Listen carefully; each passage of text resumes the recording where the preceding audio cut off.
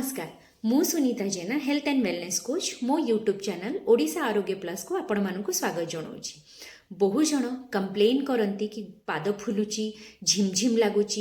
Joint गुड़ाक pen होची आंठुगंठी severe भी pen हुए थरथर थकापण लगे एंड आपण डॉक्टर को कंसल्ट कर सारा पर डॉक्टर आपण को ब्लड टेस्ट पाई कहती एंड ब्लड टेस्ट रु आपण जाना पाती जे यूरिक एसिड आपणकर बढ़ी जाइए एंड जहाद्वारा आपणकर ओजन भी बढ़ुची एवं आपण को अन्यान्य असुविधा भी सम्मुखीन करने को पड़ुछि। तो आज यही वीडियो रे आमे जानिबा कि यूरिक एसिड कौन यह कहीं बढ़े एवं जदि यूरिक एसिड बढ़ी या पाई आमे की उपाय करि परिबा।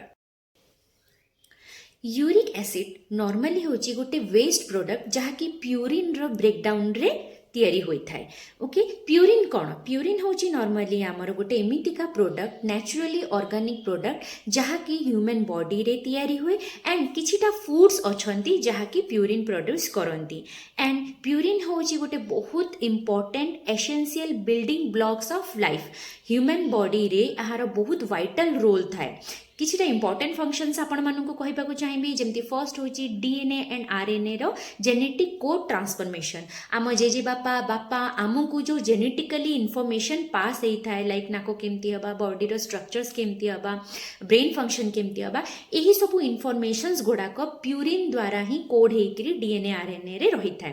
सेकेंड इंपोर्टेंट फंक्शन होची आमर एनर्जी प्रोवाइड करबा। सो आमर ए जो एडिनोसाइड ट्राइफॉस्फेट थाए एटा होची प्यूरिन रो डेरिवेटिव्स एंड ये कौन करे प्रत्येक सेल को एनर्जी दिए सो दैट सेल निजर फंक्शन करि पारे एंड मोस्ट इंपोर्टेंट होची सिग्नलिंग मॉलिक्यूल्स कौन ना एमाने कौन करती cell row division cell row metabolism cell row growth रे इंपोर्टेंट करती। तो प्यूरिन रो बहुत सारा इंपोर्टेंट फंक्शन थाए एंड यह होची गोटे नेचुरल एसिड तैयारी हुए। ओके प्यूरिन दुई प्रकार थाए गोटे होची एंडोजीनियस प्यूरिन आ गोटे होची एक्सोजीनियस प्यूरिन। एंडोजीनियस प्यूरिन कौन कि नेचुरली आम बॉडी तैयारी करे and Etah normally metabolism time रे बा ब्रेकडाउन टाइम रे आम बॉडी टी तैयारी करता है एंड एक्सोजीनियस प्यूरिन कौन जहाँ को आमको बाहर सोर्स रु आम बॉडी को मिले एटा नॉर्मली आमको खाद्य द्वारा ही आम बॉडी को बाहर मिली थाए जेमती आपनकर सी फूड रहिला मीट रहिला बीफ रहिला आपनकर बीन्स रहिला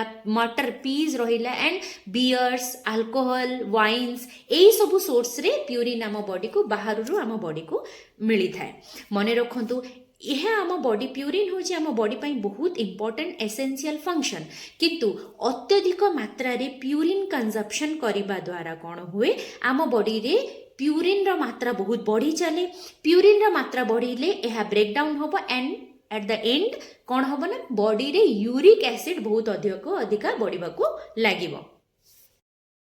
तो यूरिक एसिड जब आम बॉडी रे बढ़े से कंडीशन को हाइपर यूरेसीमिया बोली कह जाए। मन रुहतु प्यूरिन आम बॉडी पाई इंपोर्टेंट किंतु एक्सेसिव प्यूरिन नबा द्वारा कौन हुए यूरिक एसिड आम बॉडी रे बढ़े। किडनी नॉर्मली यूरिक एसिड को फिल्टर कर दे था किंतु एक्सेसिव अमाउंट द्वारा किडनी भी फेलुअर हो जाए जहाँ द्वारा कौन हुए किडनी स्टोन डेवलप हुए आपणकर गाउट अटैक्स आसे माने सीवियर आंठुगंठी बात हुए आपणकर जॉइंट पेन हुए थकापण लगे एंड बॉडी रो मूवमेंट भी बहुत पर्यंत रेस्ट्रिक्ट हो जाए।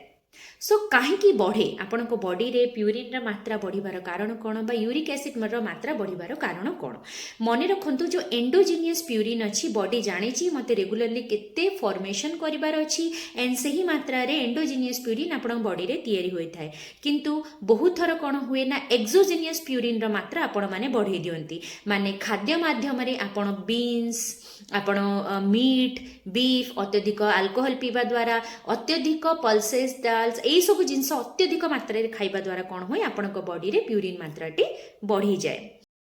तो जदि आपणकर एक्सेसिव यूरिक एसिड अच्छी डॉक्टर को कंसल्ट करंतु मेडिकेशन स्टार्ट करंतु ता सहित आपनको लाइफस्टाइल चेंजेस करने को पड़िबो डायटरी चेंजेस करने को पड़िबो आपनको प्यूरिन जातीय खाद्यरू दूरे रहिबा को पड़िबो।